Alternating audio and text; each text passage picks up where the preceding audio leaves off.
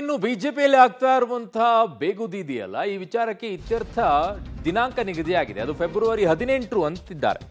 BJP ರಾಜ್ಯಾಧ್ಯಕ್ಷರಾಗಿ Vijendra ಮುಂದುವರಿತಾರಾ ಅಥವಾ ಇಲ್ವಾ? ರಾಜ್ಯಾಧ್ಯಕ್ಷ ಸ್ಥಾನಕ್ಕೆ ಚುನಾವಣೆ ನಡೆಯುತ್ತಾ ಅಥವಾ ಇಲ್ವಾ? ಫೆಬ್ರವರಿ 18ಕ್ಕೆ ರಾಜ್ಯ ಬಿಜೆಪಿ ರಾಜ್ಯಾಧ್ಯಕ್ಷರ ಘೋಷಣೆಗೆ ದಿನಾಂಕ ನಿಗದಿಯಾಗಿದೆ.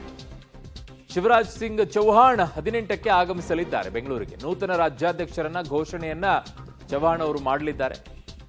ಬಟ್ ಈಗೆಲ್ಲ ಯಾರೆಲ್ಲ ವಿಜೇಂದ್ರ ವಿರುದ್ಧವಾಗಿ ಹೋರಾಟವನ್ನ ಮಾಡ್ತಾ ಇದ್ದಾರೆ ಅವರೆಲ್ಲ ಹೇಳ್ತಾ ಇರುವಂತದ್ದು ಚುನಾವಣೆಯನ್ನ ನಡೆಸಿ, ಇಲ್ಲ ವಿಜೇಂದ್ರ ಅವರನ್ನ ಬದಲಾವಣೆ ಮಾಡಿ, ಇದು ಅವರ ಒತ್ತಾಯವಾಗಿದೆ. ಸೊ ಹಾಗಾಗಿ ಈ ನಿಟ್ಟಿನಲ್ಲಿ ಹೈಕಮಾಂಡ್ ಏನ್ ಮಾಡುತ್ತೆ? ವಿಜೇಂದ್ರ ಅವರನ್ನ ಮುಂದುವರಿಸುತ್ತಾ ಅಥವಾ ಬದಲಾವಣೆಯನ್ನ ಮಾಡುತ್ತಾ? ಮಾಡಿದ್ರೆ ಯಾರನ್ನ ಮಾಡುತ್ತೆ?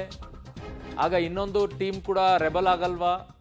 ಹೇಗೆ ಇದಕ್ಕೆ ಸಂಧಾನ ಸೂತ್ರವನ್ನ ಕಂಡು ಹಿಡಿತಾರೆ ಹೈಕಮಾಂಡ್ ಅನ್ನೋದನ್ನ ನೋಡಬೇಕು.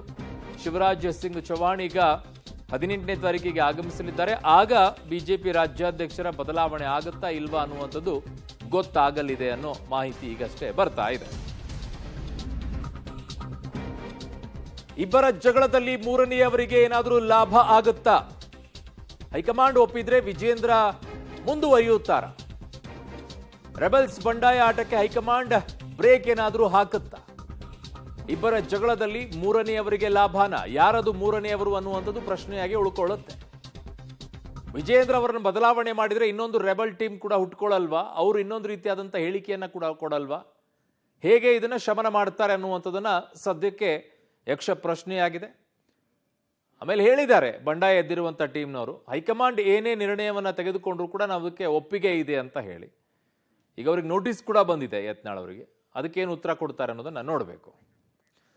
ನನ್ನ ಸಹೋದ್ಯೋಗಿ ಈಗ ಪೊಲಿಟಿಕಲ್ ಬ್ಯೂರೋ ಹೆಡ್ ಆಗಿರುವಂಥ ರವೀಶ್ ನನ್ನ ಸಂಪರ್ಕಕ್ಕೆ ಸಿಗ್ತಾ ಇದ್ದಾರೆ. ರವೀಶ್, 18ಕ್ಕೆ ಬದಲಾವಣೆ ಅಥವಾ ಅವರೇ ಮುಂದುವರಿಕೆ ಇವೆಲ್ಲವೂ ಕೂಡ ನಿಗದಿ ಆಗೋದು 18ಕ್ಕೆ ಅಥವಾ ಜಸ್ಟ್ ಒಂದು ಭೇಟಿನ?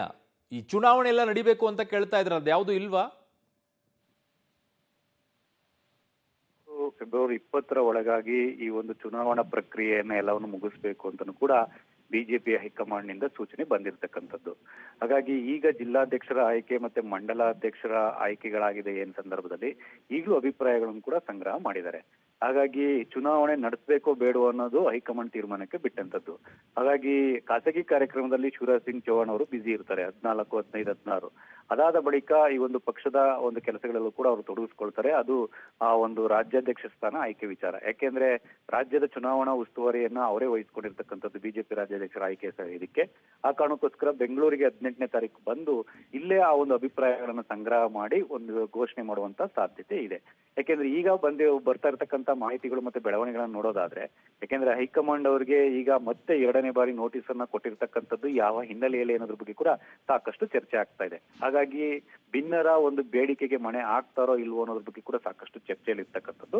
ಜೊತೆಗೆ ಈ ಸಂದರ್ಭದಲ್ಲಿ ಎಲ್ಲೋ ಒಂದ್ ಕಡೆ ಫೆಬ್ರವರಿ 18ಕ್ಕೆ ಘೋಷಣೆ ಮಾಡೋದಾದ್ರೆ ಖಂಡಿತವಾಗಿ ಕೂಡ ಒಂದು ಚುನಾವಣಾ ಪ್ರೋಸೆಸ್ ಅನ್ನ ಅಲ್ಲಿ ಮಾಡ್ದಂಗ್ ಮಾಡಿ ಎಲ್ಲೋ ಒಂದ್ ಕಡೆ ಅವಿರೋಧವಾಗಿ ಆ ಒಂದು ಆಯ್ಕೆ ಆಗುವಂತದಕ್ಕೆ ನೋಡ್ಕೊಳ್ಳುವಂತ ಚಾನ್ಸಸ್ ಕೂಡ ಜಾಸ್ತಿ ಇರುತ್ತೆ. ಯಾಕೆಂದ್ರೆ ಈ ಹಿಂದೆಯೂ ಕೂಡ ಚುನಾವಣಾ ಪ್ರಕ್ರಿಯೆಗಳು ಇದೇ ರೀತಿ ನಡೆದಿರ್ತಕ್ಕಂಥದ್ದು. ಚುನಾವಣಾ ಮತವನ್ನ ಹಾಕಿ ಚುನಾವಣೆ ನಡೆದಿರ್ತಕ್ಕಂಥ ಪ್ರಕ್ರಿಯೆಗಳು ತೀರಾ ಕಡಿಮೆ, 1-2 ಸಾವಿರ ಆಗಿದೆ ಇಲ್ಲಿ ತನಕವೂ ಕೂಡ. ಹಾಗಾಗಿ ಎಲ್ಲೋ ಒಂದ್ ಕಡೆ ಇದೆಲ್ಲವನ್ನು ಕೂಡ ನೋಡಿದಂತ ಸಂದರ್ಭದಲ್ಲಿ ಬಿಜೆಪಿ ಹೈಕಮಾಂಡ್ ಫೆಬ್ರವರಿ 18ಕ್ಕೆ ರಾಜ್ಯಾಧ್ಯಕ್ಷರ ಘೋಷಣೆ ಮಾಡಬಹುದು ಅಂತ ಹೇಳಲಾಗ್ತಿದೆ. ಅದು ಈಗಿರ್ತಕ್ಕಂಥ ವಿಜೇಂದ್ರ ಅವರಿಗೆ ಒಂದ್ ರೀತಿಯಲ್ಲಿ ಮತ್ತೆ ಅದೃಷ್ಟ ಕುಲಾಯಿಸುತ್ತೋ ಅಥವಾ ಮೂರನೇವ್ರು ಯಾರಾದ್ರೂ ಬರ್ತಾರ ಕೂಡ ಕಾದ್ ನೋಡ್ಬೇಕಾಗತ್ತೆ. ಆದ್ರೆ ಭಿನ್ನರ ಗುಂಪಿಗಂತೂ ಈ ಪಟ್ಟ ಇಲ್ಲ ಅನ್ನೋದನ್ನ ಈ ಒಂದು ನೋಟಿಸ್ ನ ಮೂಲಕವೇ ಒಂದ್ ರೀತಿಯಲ್ಲಿ ತಿಳಿಸ್ಬಿಟ್ರ ಅನ್ನೋದ್ರ ಬಗ್ಗೆ ಕೂಡ ಚರ್ಚೆ ಆಗ್ತಾ ಇದೆ. ಯಾರು ಓಕೆ ರವೀಶ್, ನಿಮ್ಮೆಲ್ಲ ಮಾಹಿತಿಗೆ ಧನ್ಯವಾದಗಳು.